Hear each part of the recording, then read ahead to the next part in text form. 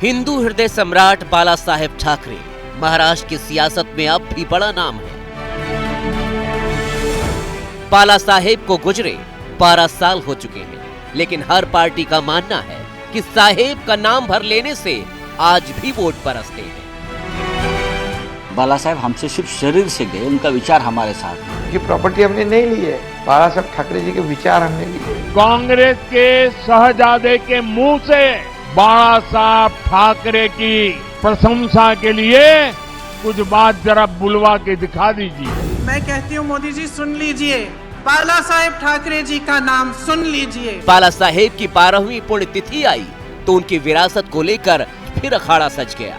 अखाड़े में दोनों तरफ शिवसेना ही दिखी। एक तरफ उद्धव जिनके नाम में ठाकरे जुड़ा है, तो दूसरी तरफ एकनाथ शिंदे जिनका दावा है कि बाला साहेब की विरासत और उनकी शिवसेना वही आगे बढ़ा रहे हैं। पिता की पुण्यतिथि पर उन्हें श्रद्धांजलि देने के लिए उद्धव ठाकरे पूरे परिवार के साथ मुंबई के शिवाजी मैदान पहुंचे, जहां बाल ठाकरे के स्मारक स्मृति स्थल पर पूरे परिवार ने उन्हें श्रद्धांजलि दी। प्रचार एक दिन में थम जाएगा, उससे पहले तमाम तरह से अपने प्रचार की पूरी तैयारियां हो रही है। आज स्वर्गीय बाला साहेब ठाकरे की पुण्यतिथि के दिन तमाम जो राजनेता हैं और ख़ास तौर पर जो शिव सैनिक हैं वो उनको श्रद्धांजलि देते और नमन करते नजर आ रहे हैं।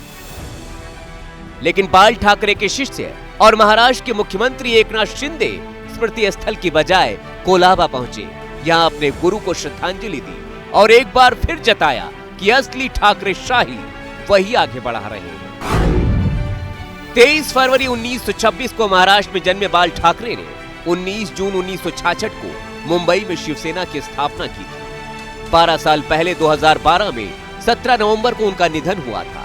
तभी से इस दिन को शिव सैनिक स्मृति दिवस के तौर पर मनाते हैं। बाल ठाकरे ने अपने जीवित रहते बेटे उद्धव ठाकरे को कमान सौंप दी थी।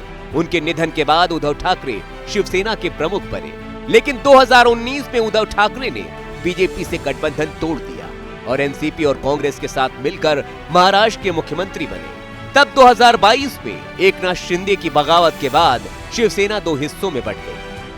हालांकि शिवसेना के नाम और चुनाव निशान तीर कमान की जंग में एकनाथ शिंदे उद्धव पर भारी पड़े, दोनों ही छीनने में कामयाब रहे। अब लड़ाई बचती है कि बाला साहेब के विचार सिद्धांत किसके पास है, कौन उन पर अमल कर रहा है। तो एक नजर दोनों शिवसेनाओं के ऑफिशियल एक्स हैंडल पर डालें। उद्धव की शिवसेना के एक्स हैंडल के बैनर पर अब बाला साहेब नहीं है, सिर्फ दहाड़ता हुआ शेर है। लेकिन एकनाथ शिंदे के एक्स हैंडल पर सिर्फ और सिर्फ बाला साहेब है।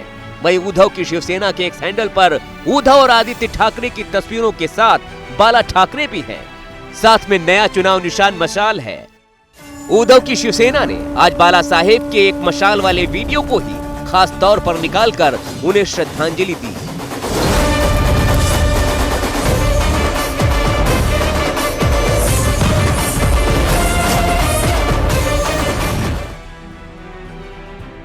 दोनों शिवसेनाओं की पहली जंग लोकसभा चुनाव में हो चुकी है, जिसमें उद्धव की शिवसेना शिंदे पर भारी पड़ी थी।